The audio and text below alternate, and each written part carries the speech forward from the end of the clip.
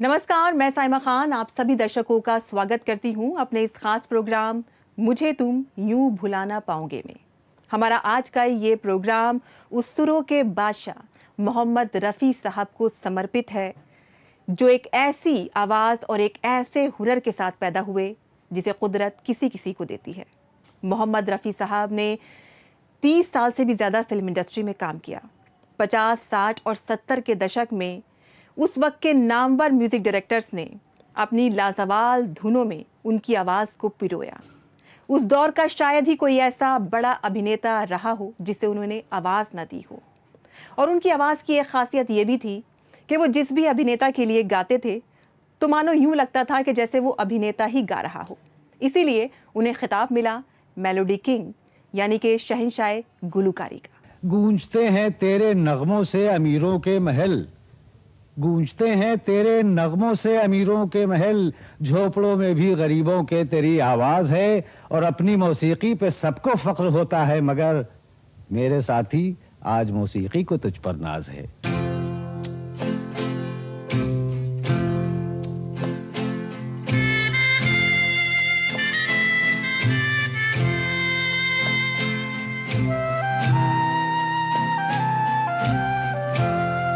सुहानी रात ढल चुकी, ना जाने तुम कब आओगी।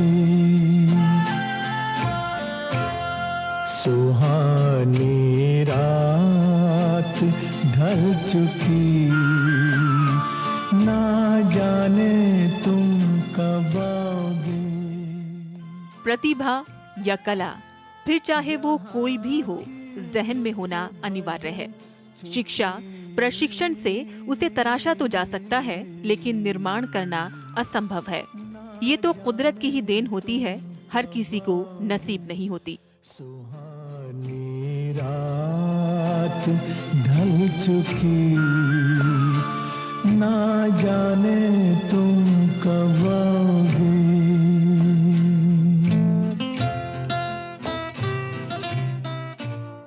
अमृतसर जिले के कोटला सुल्तान सिंह गांव में 24 दिसंबर 1924 को जन्मे बालक पर ये कुदरती रहमत खूब बरसी।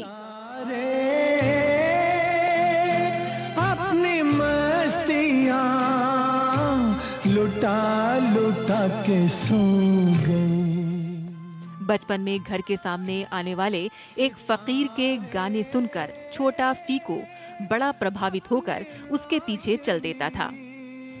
फिर लाहौर जाने के बाद 12-13 साल की उम्र में बड़े भाई के सैलून में काम करते करते गुनगुनाकर वो ग्राहकों को लुभाने लगा। गायक अभिनेता कुंदन लाल सहगल उनके आदर्श थे।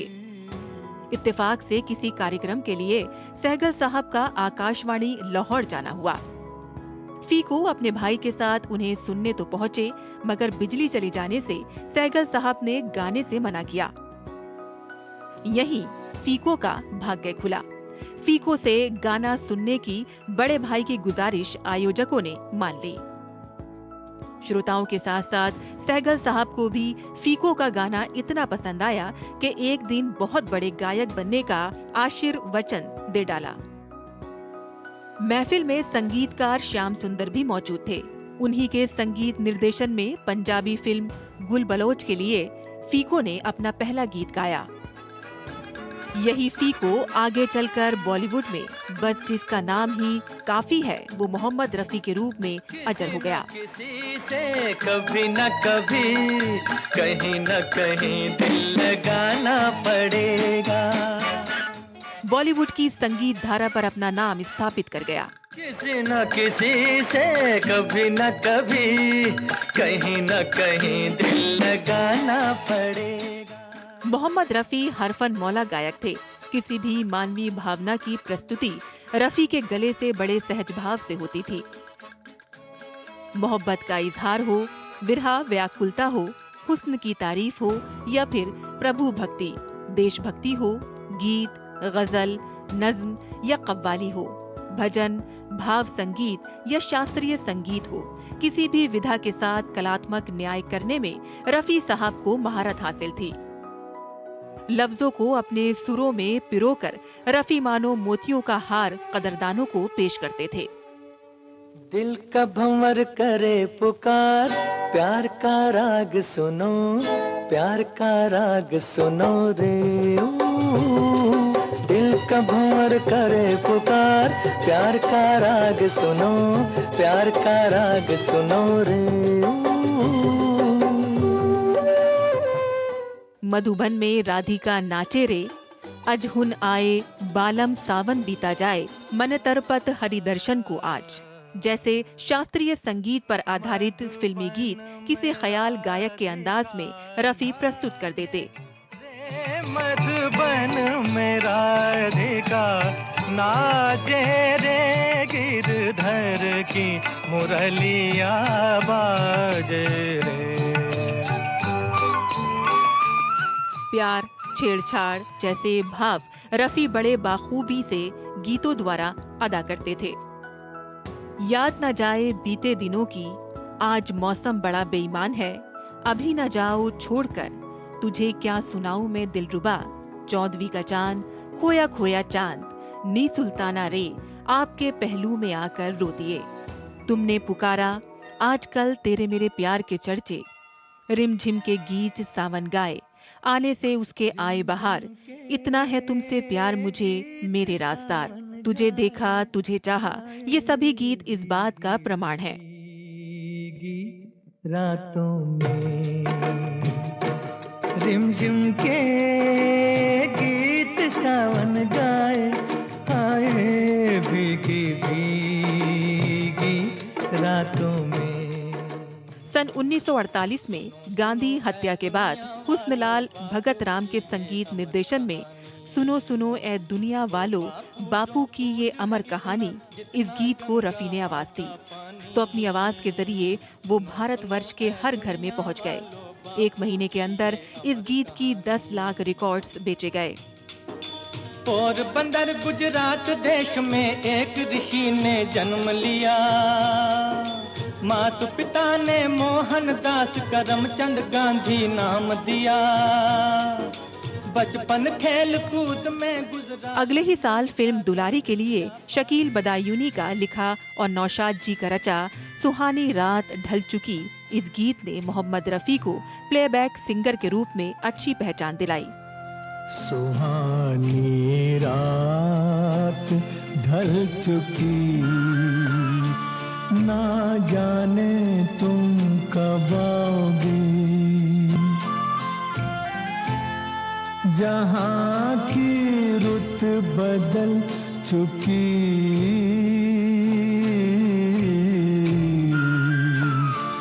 ना जाने तुम कब आओगे, सुहानी रात। बॉलीवुड में रफी का स्वर्णिम काल 1956 से 1965 तक रहा। अपने करियर में कुल 16 बार उन्हें फिल्म फेयर का नामांकन मिला तथा 6 फिल्म फेयर पुरस्कारों से नवाजा गया। लाहौर के सैलून से संगीत सफर शुरू करने वाला ये गायक रेडियो सिलोन के मशहूर बिना का गीतमाला कार्यक्रम का 20 साल बेताज बादशाह रहा। गीतों के बोल और धुन चाहे कितनी ही बढ़िया क्यों ना हो, जब तक गायक उसकी गहराई को ना छू ले तब तक उसका असर यानी कि तासीर दिलों को छू नहीं सकती। रफी इस बात को ठीक जानते थे। गाना उनके लिए काम नहीं बल्कि इबादत था। रफी का गीत जिस किसी अभिनेता पर फिल्माया गया वो अभिनेता स्वयं गा रहा है, ऐसा ही प्रतीत होता है। ये चांद सा रोशन चेहरा, जुल्फों का रंग सुनहरा, ये झील सी नीली आंखें, कोई राज है इनमें गहरा, तारीफ करूं क्या उसकी जिसने तुम्हें बनाया। यकीनन वो इस वक्त इस दुनिया में नहीं है, लेकिन आज भी उनके दीवाने, उनके लाखों चाहने वाले मौजूद हैं। आज हम दिल्ली में उनके एक ऐसे ही फैन से आपको मिलवाने जा रहे हैं, रफ़ी अरुण गौतम जी से। रफ़ी अरुण गौतम जी का इंट्रोडक्शन हम आपको बता दें कि रफ़ी अरुण गौतम जी ने वो इतने बड़े रफ़ी साहब के प्रशंसक हैं कि उन्होंने अपने घर को ही रफ़ी साहब का एक बहुत ही नायाब म्यूजियम बना रखा है। और ये म्यूजियम तक ही महदूद नहीं है, बल्कि यहाँ पर हम देख सकते हैं कि किस तरह से वो रफ़ी साहब को एक देवता की तरह से पूजते हैं। एक छोटा सा मंदिर तक भी उन्होंने यहाँ पर बना रखा है। और अगर आप उनके इस म्यूज़ियम में आएंगे तो यहाँ पर आपको ऐसी कई नायाब चीज़ें देखने को मिलेंगी जो शायद ही आपने कभी सोची होंगी। रफ़ी साहब की याद से जुड़ी हुई तकरीबन हर एक चीज़ यहाँ पर मिल जाएगी आपको। तो रफ़ी अरुण गौतम जी, सबसे पहले तो हम आपसे यही जानना चाहेंगे कि आप उनके इतने बड़े प्रशंसक रहे हैं कि आपने अपने नाम के आगे ही रफ़ी लगा लिया है। इतनी ज़बरदस्त दीवानगी शायद हमने बहुत कम लोगों में देखने को मिलती है। यकीनन लोग जानना चाहते हैं कि आखिर ऐसी क्या दीवानगी रही है उनकी आवाज़ से जुड़ी हुई कि आप उनके इतने बड़े फ़ैन बन गए। मैं बचपन में एक फ़िल्म देखी थी मैंने, ब्रह्मचारी फ़िल्म, और जिसमें रफ़ी साहब के बड़े लाजवाब गीत थे, चक्के पे चक्का दिल के झरोके, और उसमें एक गाना और था, तू बेमिसाल है तेरी तारीफ क्या करूं। तो रफ़ी साहब के ये लाजवाब गाने जब मैंने सुने तो एकदम से बहुत दिल को बहुत सुकून मिला और लगा कि क्या मेलोडियस आवाज़ है। फिर मुझे ये नहीं पता है कि रफ़ी साहब हैं, तो एक दिन रेडियो पे जो मेरा फेवरेट गाना था, दिल के झरोके में तुझको बिठा के, ये रेडियो पे आया। तो मैंने पिताजी से पूछा कि पिताजी ये गाना कौन गा रहे हैं, तो पिताजी ने बोले ये मोहम्मद रफ़ी साहब हैं। तो वो दिन है और आज का दिन है। मैंने रफ़ी साहब को जुनून ऐसा सवार हुआ कि रफ़ी साहब से जुड़ी गीत, कैसेट, रिकॉर्ड सब कलेक्ट करता रहा, और आज आपके सामने ये दिल के झरोके में तुझको बिठा कर, यादों को तेरी मैं दुल्हन बना कर रखूंगा मैं दिल के पास, मत हो मेरी जाऊं उदास। मंदिर म्यूजियम रफ़ी साहब की याद में है, जिसको सारी दुनिया भर से संगीत प्रेमी देखने के लिए आते हैं। अच्छा अरुण जी, हम आपसे ये भी जानना चाहेंगे कि जैसे हम देख रहे हैं कि यहाँ पर काफ़ी पुरानी चीज़ें आपने रखी है ना, जैसे कि ये रिकॉर्ड्स हैं। बेशक ये रिकॉर्ड्स इतनी आसानी से तो मिलते नहीं है ना, तो इन सब को कलेक्ट करने में आपको किस तरह की मुश्किलें आती थी? आपने किस तरह से इसको कलेक्ट किया, जमा किया और फिर संभाल के रखा? रफ़ी साहब का ये गीत इकट्ठा करने के लिए मैंने एक गीत कोष ख़रीदा रफ़ी साहब का, कि रफ़ी साहब के पहले ये पता होना चाहिए कि रफ़ी साहब ने गीत कितने गाए। फिर वो गीत कोष मैंने रजिस्टर पर तैयार किया, और उसके अकॉर्डिंग मैं फिर जो अवेलेबल हुआ, रिकॉर्ड अवेलेबल हुए, 78 आरपीएम के रिकॉर्ड थे, वो अवेलेबल हुए। फिर सीडी मिली, कहीं कैसेट मिली, तो मैंने सब ऐसे कलेक्ट करना शुरू किया। और कुछ पिताजी के टाइम के भी 78 रिकॉर्ड थे, वो भी सुना करते थे रफ़ी साहब को, मुकेश साहब को, लता जी को, तो वो भी कलेक्शन था। तो आज वो कलेक्शन बढ़ते बढ़ते एक इतना बड़ा रूप ले लिया। अरुण जी, हम आपसे ये जानना चाहेंगे कि एक बड़ी सी तस्वीर जिसमें आपने माला लगा रखी है, देखते देवता की तरह से आप उनको पूछते हैं, इसके बारे में थोड़ा सा बताएं आप। और बहुत सारी चीज़ें यहाँ पर हमें रखी हुई भी नज़र आ रही हैं, पहले तो इसी के बारे में बताएं कि आप उनको पूछते हैं, ये लोगों के लिए बहुत हैरानी की बात है। आपको बताना चाहूँगा कि जिस दिन मैंने रफ़ी साहब का पहला गीत सुना, मेरे रोंगटे खड़े हो गए। क्या लाजवाब आवाज़, और उनके बारे में मनमोहन देसाई साहब ने कहा था कि वो खुदा की आवाज़ थे। तो मेरे लिए भी खुदा की आवाज़ रफ़ी साहब, और उस खुदा के लिए मैंने एक इबादत खाना यहाँ बनाया है, मंदिर है, म्यूजियम है रफ़ी साहब की याद में। और रफ़ी साहब से जुड़ी हर चीज़ मैंने इकट्ठी की है पूरे देश दुनिया से।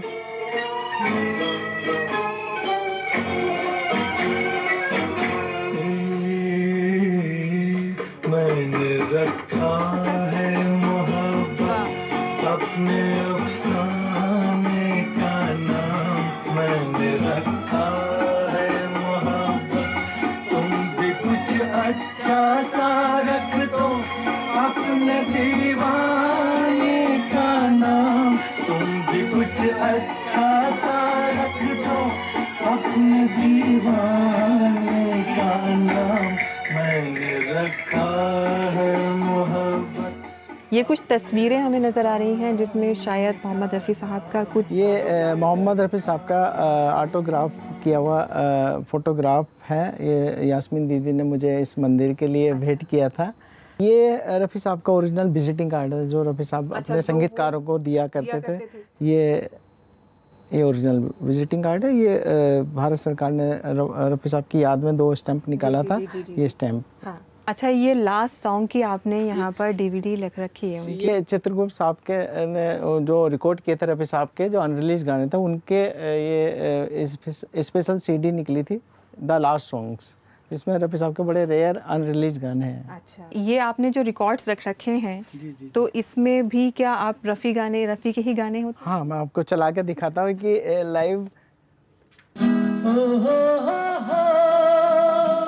खोया खोया चाँद, खुला आसमान, आँखों में सारी रात जाएगी, तुमको भी कैसे नींद आएगी, ओ खोया खोया चाँद। और एक नई टेक्नोलॉजी आई थी, ये स्पूल। तो ये स्पूल में भी रफ़ी साहब के मेरे पास गाने हैं। छोरीपन कांटापन ओ माय सन,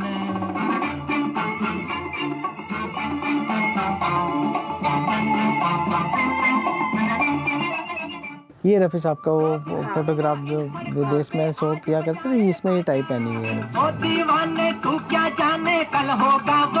जब उनकी बेटी यहाँ पर आई और उनको आपने इतना बड़ा कलेक्शन दिखाया, तो क्या बोली? हाँ, मेरे लिए परवेज साहब और जब यास्मीन दीदी आई और देख के पहली बार मेरे को उन्होंने एक बहुत अच्छा कॉम्प्लीमेंट दिया कि रफ़ी साहब कहीं नहीं गए, यहीं आसपास हैं। अच्छा, ऐसी कोई ख़ास चीज़ जो आप हमें दिखाना चाहते हो उनसे जुड़ी हुई, जो शायद लोगों के लिए देखना मुश्किल हो? ये वो होते थे 78 रिकॉर्ड्स। जी। ये जो कंपनी जो सबसे पहले रिकॉर्ड होते थे, तो ये क्या होता था कि इतना नाजुक होता था कि गिर के चूर चूर हो जाता। तो एक कहावत भी चल निकली कि रिकॉर्ड टूट गया। अच्छा, रिकॉर्ड टूट गया, तो इसके लिए कहा गया था जी, कि वो रिकॉर्ड टूट लेकिन गया। आज तो और ये रिकॉर्ड अब ये बहुत ज्यादा उपलब्धि हासिल कर लेता है कि रिकॉर्ड टूट गया। जी, वो ही परंपरा आगे चली।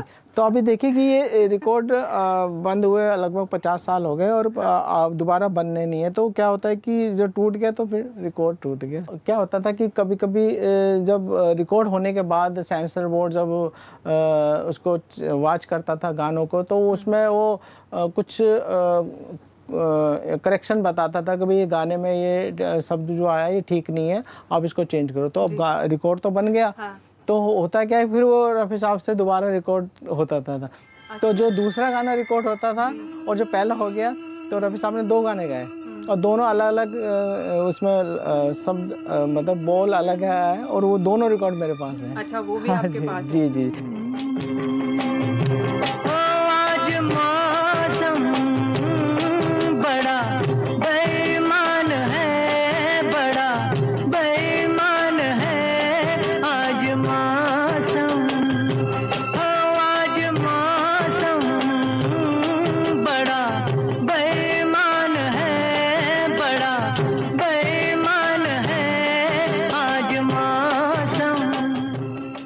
ये रफ़ी साहब के अवार्ड हैं, जितने 6 फिल्म फेयर अवार्ड मिले, एक नेशनल अवार्ड मिला, 7 अवार्ड है रफ़ी साहब के। तो मैंने एक डमी बना के यहाँ रखा हुआ है रफ़ी साहब की याद में।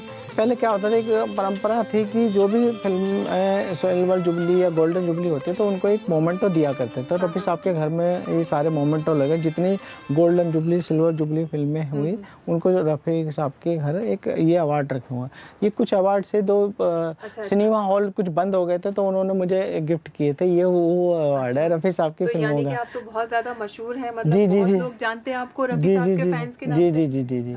अच्छा अरुण जी, रफ़ी साहब के तो बहुत सारे अनगिनत गाने ऐसे जो बहुत ही यादगार रहे हैं, लेकिन मुझे उनका एक गाना बहुत ज्यादा पसंद आता है।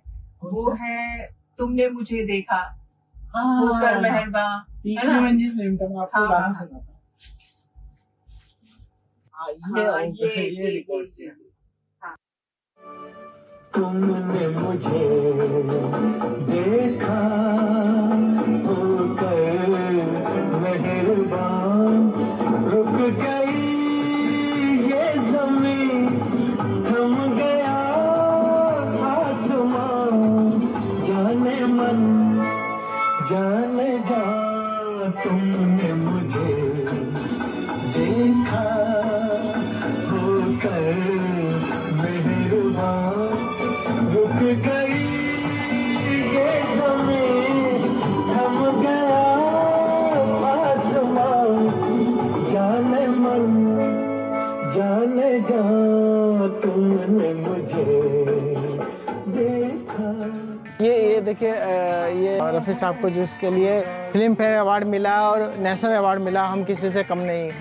ये मूवी, ये उनकी गोल्डन जुबली की। हाँ जी। क्या हुआ तेरा वादा, वो कसम वो इरादा, भूलेगा दिल जिस दिन तुम्हें, वो दिन जिंदगी का आखिरी दिन होगा। क्या हुआ तेरा वादा, वो कसम वो इरादा।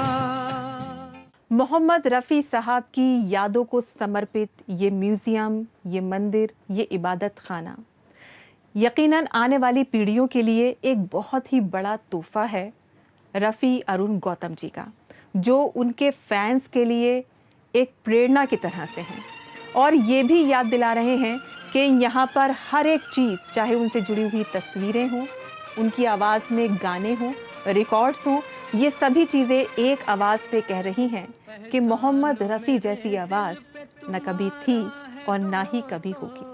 एहसान मेरे दिल पे तुम्हारा है दोस्तों, ये दिल तुम्हारे प्यार का मारा है दोस्तों। एहसान मेरे दिल पे तुम्हारा है दोस्तों, ये दिल तुम्हारे प्यार का मारा है दोस्तों। जिस रात के ख्वाब आए वो ख्वाब की रात आई, ये हब्बा खातून फिल्म का गीत नौशाद साहब के संगीत निर्देशन में गाया मोहम्मद रफ़ी का आखिरी गीत रहा। रात के ख्वाब आए, वो ख्वाबों की रात आई, जिस रात के ख्वाब आए, वो ख्वाबों की रात आई, शर्मा के झुकी नजरें, होठों पे वो बात आई, जिस रात के ख्वाब आए, वो ख्वाबों की रात आई। नौशाद से गले मिलकर भावुक होते हुए उन्होंने कहा था, मुद्दत बाद एक अच्छा गीत गाया, आज बहुत सुकून मिला, अब जी चाहता है कि इस भरी पूरी दुनिया को छोड़कर चला जाऊं। इस गाने के लिए रफ़ी साहब ने कोई फीस नहीं ली थी। अजीब इत्तेफाक था कि कुछ समय बाद नौशाद साहब को इस भरी दुनिया को मोहम्मद रफ़ी साहब ने अलविदा कहने की खबर मिली थी। 31 जुलाई को मुंबई में मूसलाधार बारिश होते हुए भी लाखों की भीड़ अपने लाडले कलाकार को भावभीनी विदाई देते हुए मन में शायद यही कह रही होगी कि कभी न जाओ छोड़कर, ये दिल अभी भरा नहीं। नितिन सप्रे का आलेख।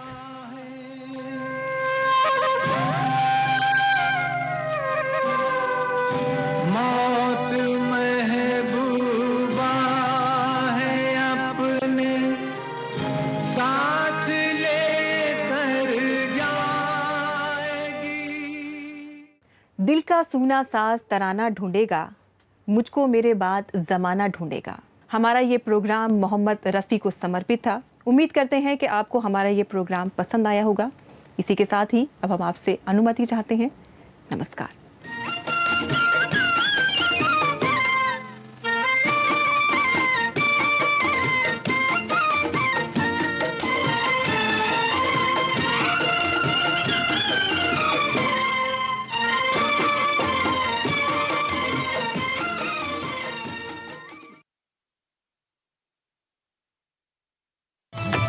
मन की बात है जन जन की, संघर्षों के कुछ किस्से, कहानी कुछ सफलताओं की, अनकही विरासत की, उम्मीदें नए भारत की। महीने के आखिरी रविवार का रहता है इंतजार।